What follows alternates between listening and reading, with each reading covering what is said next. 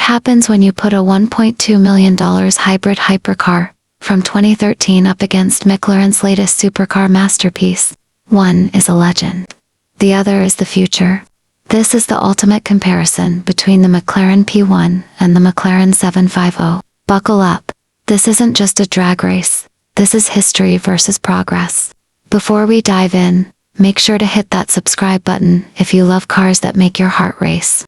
Let's go. Let's start with where these two beasts came from. Launched as part of the holy trinity of hypercars, alongside the Porsche 918, limited to just 375 units. McLaren's mission: create the best driver's car in the world, full stop. The successor to the critically acclaimed 720, not a limited edition, but a refinement faster, lighter, and sharper. Think of it as the evolution of McLaren's road-focused supercar formula.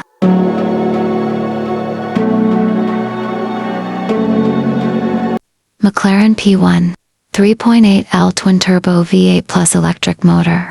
Combined output, 903 horsepower. 0 to 100 kilometers per hour in 2.8 seconds.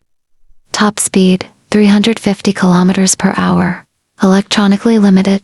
Track monster with race mode that slams the car down and activates the rear wing. McLaren 750 segundos. 4.0L, twin-turbo V8, pure ice. No hybrid here. Output, 740 horsepower. 0 to 100 in 2.8 seconds. The same as the P1. Top speed, 332 kilometers per hour. 30 kilograms lighter than the 720S, and even sharper on track. It may not have a hybrid system, but it doesn't need one. This is raw, old-school McLaren, perfected. P1 experience. Active aerodynamics. Instant torque from the electric motor. Feels like a Formula One car in a tuxedo. Built for extreme driving, not really for casual Sunday cruises. 750's experience. More comfortable. Hydraulic suspension delivers insane grip without sacrificing ride quality. It's actually livable, with a usable trunk and road-friendly manners. The P1 punches you in the chest. The 750S dances with you. Both are breathtaking, but in different ways.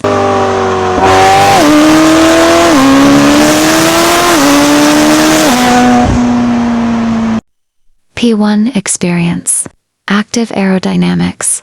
Instant torque from the electric motor. Feels like a Formula One car in a tuxedo. Built for extreme driving, not really for casual Sunday cruises.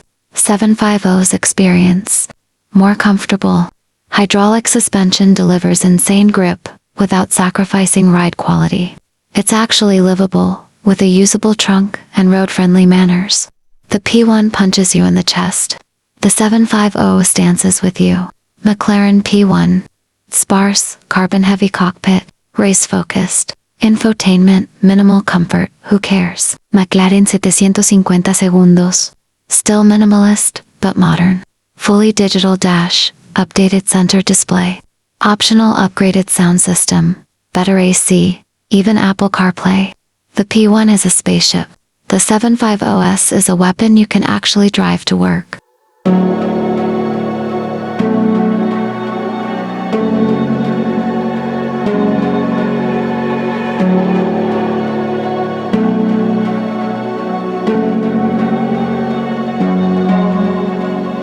McLaren P1, originally $1.15 million. Today, try $2, $3 million depending on mileage and color. Only 375 in the world. McLaren 750 segundos. Base price $330,000. Still crazy money, but more accessible. And because it's in production, easier to get. P1 is for collectors. 750's is for drivers. So, which one wins? If you want history, rarity, and raw hybrid madness, the P1 is the crown jewel. If you want cutting-edge performance, livability, and modern refinement, the 750S is unbeatable. You can't go wrong with either. But they represent two different eras of McLaren greatness. If you could own just one, which would you pick? The legendary P1 or the modern 750S? Drop your thoughts in the comments below. Don't forget to like, subscribe, and hit that bell so you don't miss the next dream car showdown. See you next time, Speed Freaks.